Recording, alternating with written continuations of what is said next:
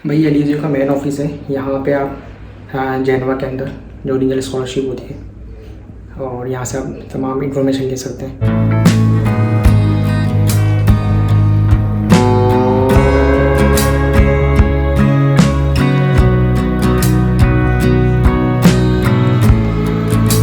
भाई होता ये है कि यहाँ पे इनके ना ये ऑफिस है, ठीक है। यहाँ पे लाइन से लोग बैठे होते हैं और कोई भी क्यूरीज हो आप यहाँ पे आके पूछ सकते हैं। मैं भी स्कॉलरशिप के हवाले से यहाँ पे कुछ इन्फॉर्मेशन लेने आया हूँ। ये इनका पूरा ऑफिस है एलिजियो का, जो कि जेनवा में है।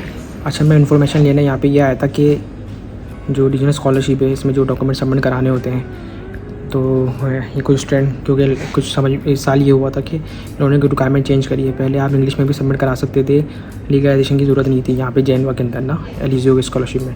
लेकिन कुछ रिक्वायरमेंट लोग की अब चेंज हुई है, तो मैं पूछने आया था कि एलिजियो की जो स्कॉलरशिप में हमें इनकम सर्टिफिकेट और हमें FRC सबमिट जो कराना है, हमें लो इनकम सर्टिफिकेट और प्रॉपर्टी सर्टिफिकेट, तो वो इटालियन में लीगलाइजेशन करा के कराना है या ऐसे ही कराना है। तो इन्फॉर्मेशन मैं लेने आया हूँ, जैसी मुझे मिलती है मैं आपको वीडियो में ज़रूर बताऊँगा। तो भाई मैं भी आया हुआ हूँ एलिजियो के ऑफिस और मैंने यहाँ से इन्फॉर्मेशन ले ली है कि भाई यहाँ पे डॉक्यूमेंट इंग्लिश में सबमिट करा या इटालियन में। तो इन्होंने कहा है कि भाई इंग्लिश में भी सबमिट करा सकते हैं, कोई इशू नहीं है, और इटालियन में आप बाद में करा दें, ठीक है। तो आप पहले भी करा सकते हैं इटालियन में और इंग्लिश में भी।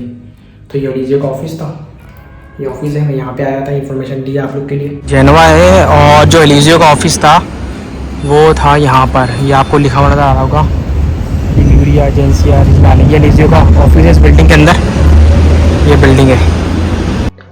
Hello guys, welcome back with another video.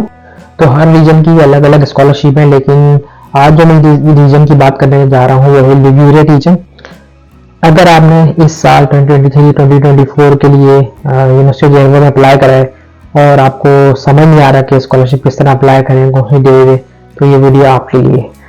तो ये है कि वीडियो को आखिर तक देखनी है आपको, ठीक है, ताकि यही चीज़ समझ में आए। हम लोग क्या करते हैं कि फॉरवर्ड करते हैं, तो वीडियो को आखिर तक देख लिएगा। और this scholarship is already of month of जून।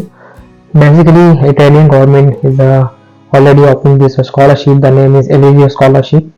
और ये एलिजियो स्कॉलरशिप स्टार्ट हुई है वो 12 जून को स्टार्ट हुई थी और 31 जुलाई को ये इसकी लास्ट डेट है। तो इस एलिजियो स्कॉलरशिप को मैंने 3 चीज़ में डिवाइड करा है, जो कि आपको समझ में आएगी कि 1 बाय 1 वो ये है। तो जो एलिजियो स्कॉलरशिप है उसके अंदर 3 बेनिफिट्स हैं। नंबर 1 एक तो ये है कि आपकी ट्यूशन फीस होती है वो वेव हो जाती है, और सेकंड पे आपको अकोमोडेशन फी मिलती है और मेंसा भी। और जो सेकंड बेनिफिट है वो ये है कि इनकी जो अकोमोडेशन होती है वो बिल्कुल फ्री होती है, और इनका जो कैंटीन जिसको यहाँ पे मेंसा कहते हैं वो भी 2 टाइम यहाँ पे फ्री होता है। और जो तीसरा बेनिफिट है वो तो सबसे अच्छा है, क्योंकि लास्ट ईयर्स इन लोग ने थोड़ी इनकम जो स्कॉलरशिप की जो अमाउंट थी वो थोड़ी बढ़ा दी है। जब मैं आया था, मैं यूनिवर्सिटी ऑफ जेनवा से ही हूँ जैसे कि आपको पहले बताया, तो जब मैं आया था तो जब थे 5000 समथिंग, लेकिन अब इटालियन गवर्नमेंट ने इस स्कॉलरशिप में हर रीजन में उन्होंने अपने पैसे बढ़ा दिए। तो स्कॉलरशिप की जो अमाउंट है इस साल जो इटालियन गवर्नमेंट स्कॉलरशिप में आपको दी है वो है 7655 यूरो, जो कि पाकिस्तानी बहुत ज़्यादा बनते हैं और इंडियन रुपीज़ में बहुत ज़्यादा बनते हैं। तो ये इटालियन गवर्नमेंट उनको दे रही है, फैमिलीज को दे रही है जिनका फैमिली इनकम बहुत कम होता है, ये उनके लिए होती है स्कॉलरशिप, और इसको जिन्हें हम नीड बेस्ड स्कॉलरशिप कहते हैं। अच्छा, ये जो इटालियन गवर्नमेंट है ये हमें देती क्यों ये स्कॉलरशिप, क्योंकि ये स्कॉलरशिप उनके लिए है जिनकी फैमिली का इनकम बहुत ही लो होता है। जब भी हम इसके अंदर जो सर्टिफिकेट सबमिट कराते हैं वो भी लो इनकम सर्टिफिकेट सबमिट कराते हैं, तो ये नीड बेस्ड स्कॉलरशिप होती है जिनकी बिल्कुल इनकम जिनकी कम होती है फैमिली की, ये इटालियन गवर्नमेंट उन्हीं को ही देती है। और मेरिट बेस्ड स्कॉलरशिप वो अलग होती है। तो एलिजियो की जो अप्लाई करने की एप्लीकेशन है इस लिंक पे अप्लाई कर सकते हैं, लेकिन इसके लिए आपके पास एडमिशन लेटर होना जरूरी है। तो ये जो स्कॉलरशिप है एलिजियो स्कॉलरशिप ये सिर्फ एप्लीकेबल है यूनिवर्सिटी ऑफ जेनवा और लिगुरिया रीजन में जितनी यूनिवर्सिटी आती है। तो लिगुरिया जो रीजन है उसके अंदर यूनिवर्सिटी ऑफ जेनवा आती है, और यहाँ की जो इटालियन गवर्नमेंट जो यहाँ पे स्कॉलरशिप मिली रीजनल स्कॉलरशिप वो है एलिजियो स्कॉलरशिप।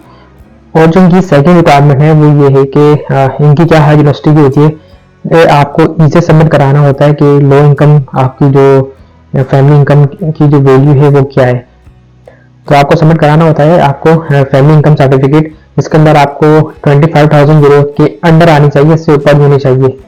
तो ये है इनकी सेकंड रिक्वायरमेंट कि आपको इसे सबमिट कराना है जिसके अंदर €25,000 के अंदर आपकी अमाउंट होनी चाहिए। और आप जब अप्लाई करेंगे तो आपकी फीस भी हो जाएगी और आपको स्कॉलरशिप भी गेन कर लेंगे। तो अब बात करते हैं अप्लाई करने की, हम इंडिविजुअल स्कॉलरशिप अप्लाई कैसे करें। तो ये जो आपको नजर आ रही है स्क्रीन मेरे, तो यहाँ पे इस लिंक के ऊपर चले जाइएगा आप, ठीक है। इस लिंक के ऊपर जाने के बाद आपको यहाँ पे कोई डॉक्यूमेंट अपलोड करने। तो अगर हम बात करें एप्लीकेशन की कि हम स्कॉलरशिप किस तरह अप्लाई करें, तो मैं इसकी जो डिस्क्रिप्शन में मैं आपको इसका लिंक दे दूंगा। और इनके कुछ डॉक्यूमेंट रिक्वायरमेंट होती है, वो डॉक्यूमेंट क्या क्या होते हैं, जो कि हर यूनिवर्सिटी में होते हैं। आपको टैक्स रिटर्न्स लगाने होते हैं, आपको फैमिली इनकम सर्टिफिकेट लगाना होता है आपको।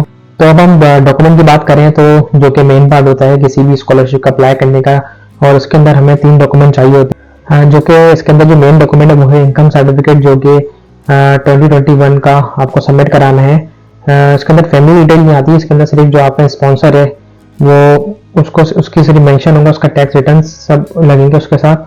और उसकी जो पूरी ईयरली जो इनकम है उसको आपको यूरो में पूरा एक डॉक्यूमेंट बनेगा, यूरो में भी लिखना है, रुपीज में भी लिखना है। और इसके साथ साथ आपको नो प्रॉपर्टी सर्टिफिकेट चाहिए। इसके अंदर आपकी फैमिली की जितने भी सिबलिंग्स हैं, पेरेंट्स हैं, सबकी डिटेल होगी, ठीक है। और उसके अंदर लिखा हुआ होगा कि आप ये अगर जॉब कर रहे हैं तो उनके बारे में लिख देंगे जॉब कर रहे हैं, अगर वो कहीं बिजनेस है तो उसके बारे में लिख देंगे बिजनेस कर रहे हैं। मतलब उनकी डिटेल आनी चाहिए कि उसको कहते हैं कि नो प्रॉपर्टी सर्टिफिकेट की उनकी प्रॉपर्टी है या नहीं है, पूरी डिटेल होती है। जो कि डीसी ऑफिस जो होता है वहाँ से आप जो आपके इलाके में होता है वहाँ से बन जाएगा आराम से। तो जैसे हम एप्लीकेशन जब सबमिट कर देते हैं एलिजिबल स्कॉलरशिप 31 जुलाई से पहले, तो इनकी जो प्रोविजनल जो फर्स्ट जो इनकी लिस्ट लगती है वो लगती है सितंबर को, जो है डेट 6 सितंबर को लगेगी पहली। और उसके बाद सेकंड लगती है जिसमें अकोमोडेशन का नाम भी आते हैं, वो लगती है अक्टूबर या नवंबर में। और इस तरह है कि ये एक तो फर्स्ट लिस्ट देते हैं, ठीक है। उसके अंदर यह होता है कि भाई कौन कौन एलिजिबल है स्कॉलरशिप के लिए, कौन कौन इन एलिजिबल है, ठीक है। और ऐसा भी होता है कि लिस्ट में नाम आ जाता है और वो ये बोलते हैं कि भाई आपके ये डॉक्यूमेंट मिसिंग है। अगर आपके पास डॉक्यूमेंट भी नहीं है तो मैं आपको मेरा ओपिनियन ये है कि 31 जुलाई से पहले विदाउट डॉक्यूमेंट यदि अपलोड कर दें तो कोई मसला नहीं होगा। क्योंकि अगर आपने अपलोड नहीं करा कुछ तो कोई भी मसला नहीं होगा, लेकिन अगर डेट निकल गई ना तो स्कॉलरशिप अप्लाई नहीं कर सकते आप।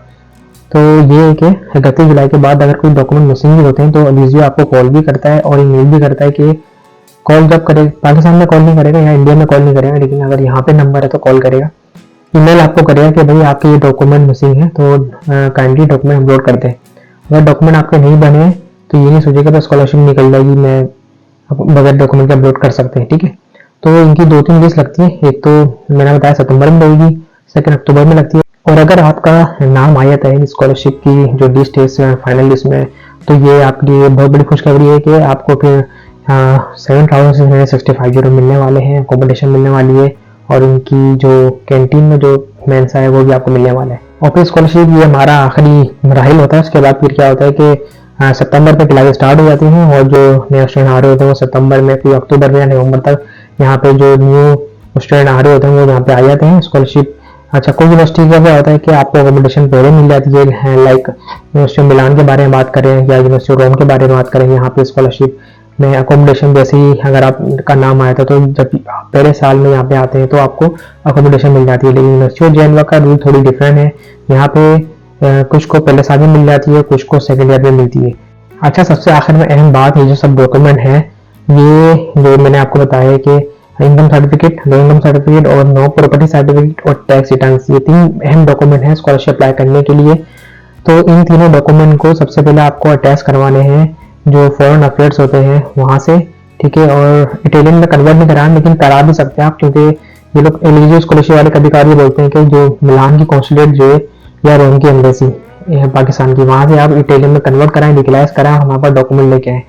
और अगर आप पाकिस्तान से या इंडिया से कराना चाहते हैं तो वहाँ की जो एम्बेसी है इटली की, उन्हीं के कंसर्न पर्सन होते हैं, वो आपको इटालियन में कन्वर्ट करके दे देंगे और अपनी स्टैम्प लगा देंगे, वो भी डिजिटलाइज होते हैं। अगर वहाँ से करा के लिए तो ज़्यादा अच्छा है। तो आज की वीडियो से ही एक छोटी सी अपडेट देनी थी, मैंने सोचा आपको बता दूँ वही कि स्कॉलरशिप आई, क्योंकि क्या होता है कि हमको बहुत से स्टूडेंट स्कॉलरशिप कंसल्टेंट से करवा रहे होते हैं हमने, और उन लोगों को पता नहीं होगा कि स्कॉलरशिप आई थी, स्कॉलरशिप निकल भी आती है तो उनको याद आता है क्या स्कॉलरशिप आती है। तो एक अपडेट वीडियो है आप लोग के लिए, ताकि जिन जिन लोगों के जेनवा यूनिवर्सिटी में एडमिशन आ गए हैं वो अभी स्कॉलरशिप के लिए अप्लाई कर दें। 31 जुलाई लास्ट डेट है, इससे पहले पहले आपको रात के जो यूरोपियन टाइम है 12 बजे रात के, उससे पहले पहले अप्लाई करना है और इसको अवेल करें। और अकोमोडेशन भी है और क्या कैंटीन का खाना भी है। और अगर फिर भी ये वीडियो समझ नहीं आ रही है, कोई डाउट होता है तो मुझे कमेंट सेक्शन में बता दीजिएगा। बाकी मैं इंस्टाग्राम का भी लिंक देता हूँ, और ये जो आपको लिंक आ रहा है कैलेंडरी का, ठीक है, अगर आपको मुझसे 1-to-1 डिस्कशन करनी है तो इस कैलेंडरी के लिंक पे आप जाके